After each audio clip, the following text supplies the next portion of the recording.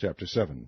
And it came to pass, when the king sat in his house, and the Lord had given him rest round about from all his enemies, that the king said unto Nathan the prophet, See now, I dwell in an house of cedar, but the ark of God dwelleth within curtains. And Nathan said to the king, Go, do all that is in thine heart, for the Lord is with thee. And it came to pass that night that the word of the Lord came unto Nathan, saying, Go and tell my servant David, Thus saith the Lord, Shalt thou build me an house for me to dwell in? Whereas I have not dwelt in any house since the time that I brought up the children of Israel out of Egypt, even to this day, but have walked in a tent and in a tabernacle.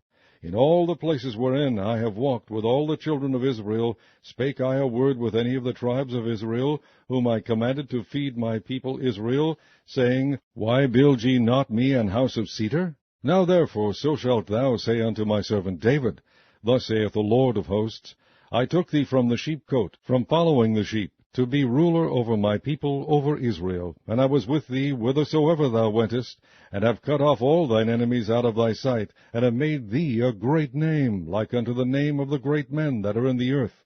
Moreover, I will appoint a place for my people Israel, and will plant them, that they may dwell in a place of their own, and move no more. Neither shall the children of wickedness afflict them any more, as before time.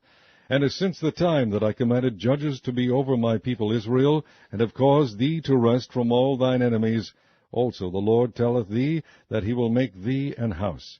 And when thy days be fulfilled, and thou shalt sleep with thy fathers, I will set up thy seed after thee, which shall proceed out of thy bowels, and I will establish his kingdom.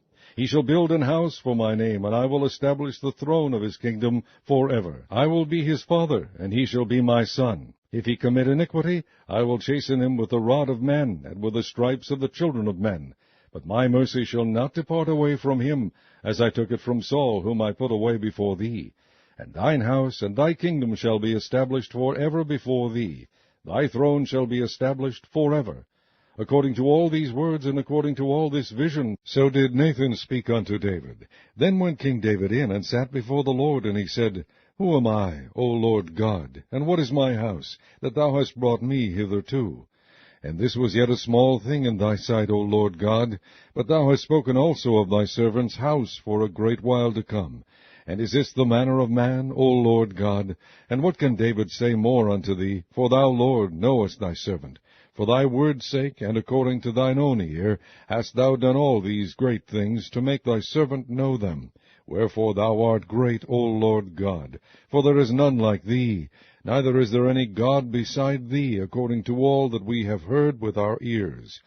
And what one nation in the earth is like thy people, even like Israel, whom God went to redeem for a people to himself, and to make him a name, and to do for you great things and terrible for thy land, before thy people which thou redeemest to thee from Egypt, from the nations and their gods?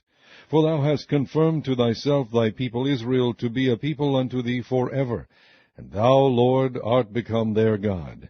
And now, O Lord God, the word that thou hast spoken concerning thy servant, and concerning his house, establish it forever, and do as thou hast said. And let thy name be magnified forever, saying, The Lord of hosts is the God over Israel, and let the house of thy servant David be established before thee. For thou, O Lord of hosts, God of Israel, hast revealed to thy servant, saying, I will build thee an house. Therefore hath thy servant found in his heart to pray this prayer unto thee.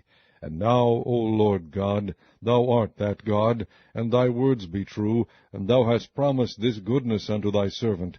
Therefore now let it please thee to bless the house of thy servant, that it may continue forever before thee. For thou, O Lord God, hast spoken it, and with thy blessing let the house of thy servant be blessed forever.